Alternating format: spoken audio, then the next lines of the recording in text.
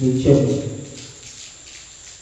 వారిలో నిమిడి ఉన్నటువంటి యొక్క సత్యాన్ని గ్రహించి నడుపువాడు పరమ సంతోషుడైనటువంటి ధర్మాన్ని గ్రహిస్తూ వారికి కూడా నమస్కారం.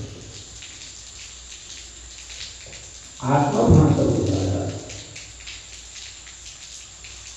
పరమాత్మ అన్న వస్తువును వస్తువుగా గమనించబడేటటువంటి పునీతులకు పరమాత్మ దర్శనం దొరకడం దుర్లభము అని పురాణాలు కానీ శాస్త్రాలు కానీ ఎందరో చెప్తూ ఉన్నారు.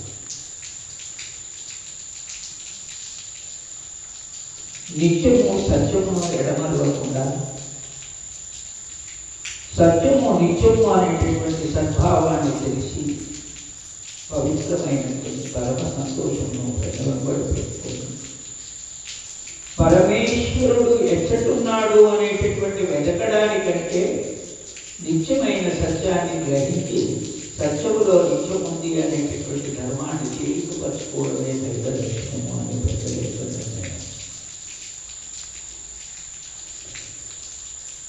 మనం నిర్ణయించినటువంటిదే కాకుండా మన పూర్వీక ధర్మం అనేటటువంటి విధిలో ఉన్నటువంటి విధాతలు ఉంటారు, వారు నిర్ణయించబడేటటువంటి ఒక శక్తులు ఉన్నవారు. ఆత్మబాంధవులారా, పరమాత్మ దర్శనాన్ని పొందాలి అనేటటువంటి తాపత్రయం మనందరికీ ఉంటుంది కదా.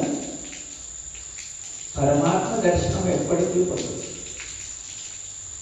ఇప్పుడు అప్పుడు ఎప్పుడు అంటారు, ఎప్పుడు ఎల్లప్పుడు.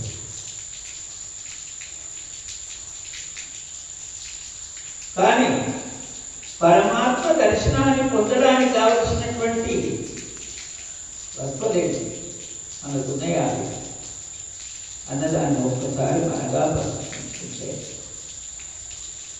మన దగ్గర ఉన్నాయి అన్న భావాన్ని తెలుసుకోగలిగి అన్న మాటను నిలిపి ఉన్నతమైన ధర్మాన్ని ఉద్ధరించబడి సన్నిధిలో ఉండబడేటటువంటి సత్యాన్ని తేలికపరుచుకొని నిత్యము తనకు తాను ఆనందపడుతూ ఉన్నటువంటి యొక్క ధర్మ విధి ఏదైతే ఉంటుందో దాన్ని ఎడతెగనటువంటి యొక్క లక్షణంగా ఎరుకను సాక్షికరించుకొని పరమను చేరగలిగేటటువంటి పరిపక్వత హృదయాన్ని ప్రకాశింపజేయబడేటటువంటి ఆనందము అనేటటువంటి యొక్క ధర్మాన్ని ఆదర్శంగా తీసుకొని నడుచుకునేటటువంటి వారికి నిత్యం ఎక్కడ ఉంటే అక్కడ దైవ దర్శనం అవుతుంది. అటువంటి దర్శనాన్ని పొందలేక మనం ఎన్నో భాషణలు చేసుకుంటూ ఎన్నో భావనాలను కల్పించుకుంటూ ఎన్నిటి పట్టున్నో మనం పరుగులు ఎత్తుతూ మనం ఎన్నో చేస్తూ ఉన్నాం. ఇప్పటి వరకు దైవ దర్శనం ఏమి నాయనా అని అడిగితే ఒకరికైనా నోరు ఆడడం లేదేమో అంటారు. ఆ నోరు ఆడడానికి కావలసినటువంటి యొక్క లక్షణం ఎటువంటి విధంగా ఉంటుంది కదా అంటే అంతర్యామి నుండి అనంతాన్ని కల్పించగలిగేటటువంటి ఆనందము తనలో నిండిపోయినటువంటి యొక్క నగ్న సత్యాన్ని తనగా తాను తెలుసుకున్నటువంటి యొక్క తరుణుడు ఎవరైతే ఉంటారో వారు ఎప్పుడూ దైవ దర్శనాన్ని పొందుతూ ఉంటారు. అటువంటి తరుణోపాయాన్ని గ్రహించగలిగేటటువంటి తరుణము మన దగ్గర ఉన్న తర్వాత మనం ఎదుగులాడడం ఎవరి గురించి అనేటటువంటి ఎరుకను సాక్షికరించుకోవడం లేదు అన్నదే ఒకసారి మనం ప్రశ్న వేసుకోవచ్చు. బంధువులారా,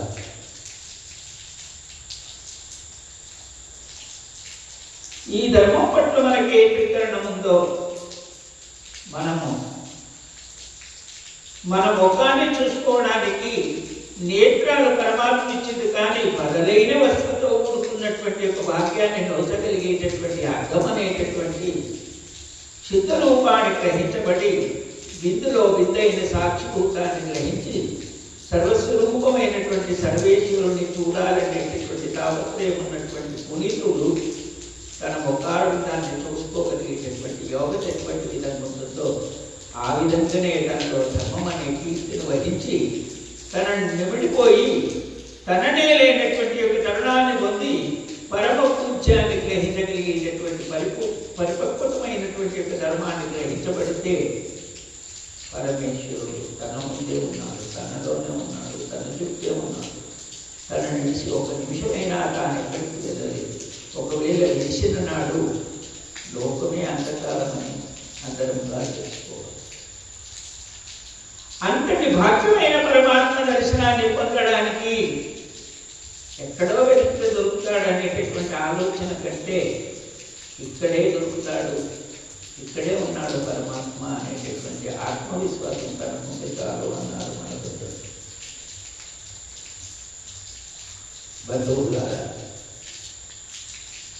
ఇలాంటి బంధయుక్తిని పొందగలిగేటటువంటి ధర్మాన్ని మనం ఎప్పుడైనా లెక్కించి ఆ లెక్కలో ఉన్నటువంటి సత్యాన్ని గ్రహించి సత్యంలో ఉన్నటువంటి సద్బుద్ధిని నివసింపజేసి ఆ నిర్మలితమైనటువంటి యొక్క ధర్మాన్ని పట్ల మనం ఏ వికరణాన్ని ఉపయోగిస్తున్నామో ఒక్కసారి మనకు మనం ప్రశ్న వేసుకోవాలి.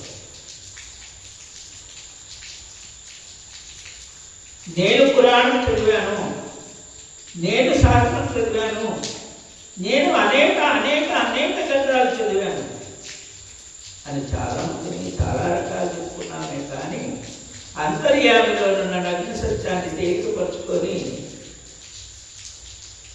సత్తును తన వెంబడాడి సత్యమును తన లోపల తేలికపడి సద్బుద్ధి ద్వారా తనను తాను చూసుకోగలిగితే అంతర్యామి పరమాత్మ ఆత్మరాముడే జీవాత్మ అనేటటువంటి సత్యాన్ని గ్రహించి నమస్కరించుకునేటటువంటి మరణ నిత్యము తన హృదయంలో సముద్రం పైన నావ నడిస్తే ఏ విధంగా నడుస్తుందో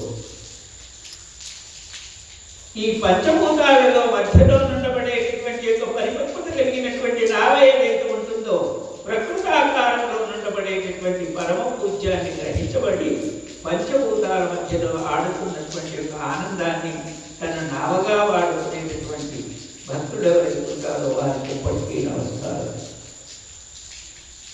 ఆత్మానంద ఆశ్రమం నుండి ఎప్పటికీ నమస్కారం.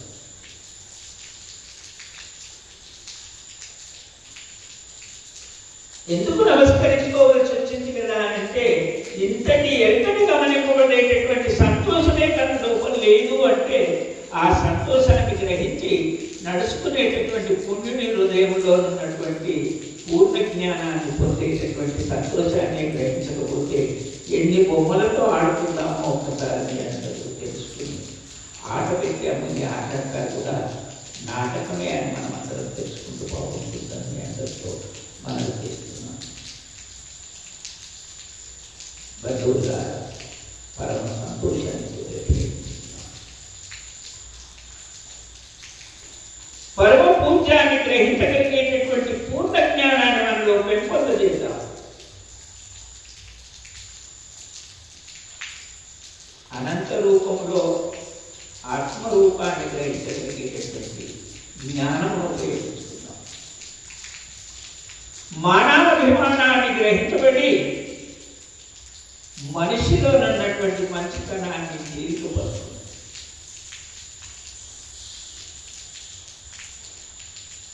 ఆ ధర్మం పట్ల త్రికరణాన్ని ఎవరు ఉంచబడతామో అప్పుడే మానవ జాతిలో ఉండబడేటటువంటి మంచితనం ఏమిటి అనేటటువంటి సత్యాన్ని గ్రహించినటువంటి సత్తులవైతామనేటటువంటి సద్బుద్ధిని ఎప్పుడు మర్చిపోకుంటుంటే చాలని మీ అందరితో మనం బంధువులారా.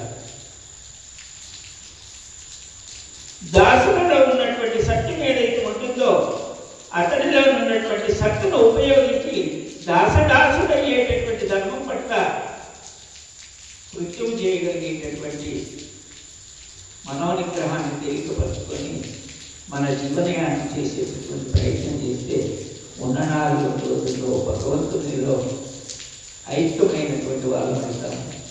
భక్తి పట్ల మనం వికరణాన్ని తెచ్చుకున్న వాళ్ళం అవుతాము. పరమేశ్వరుని పట్ల నిత్యము హృదయభావముగా వికసిస్తున్నటువంటి ధర్మాన్ని గ్రహించబడేటటువంటి దాతలుగా జీవిస్తున్నటువంటి వారు అవుతాం. కాబట్టి బంధువులారా, ఈ బంధయుక్తిని మనం ఉపయోగించుకొని జీవనయానం చేద్దామని మీ అందరినీ కోరుకుంటూ, నాలో నేను భావించబడినటువంటి ధర్మవిధి ఏదైతే ఉంటుందో ఆ ధర్మవిధి ఏ లోపం ఉన్నా మీరు చెప్పపరిచి తేలికపరుస్తారనేటటువంటి ధర్మాన్ని కోరుకుంటూ నా వాణికి విరామం. సద్గురు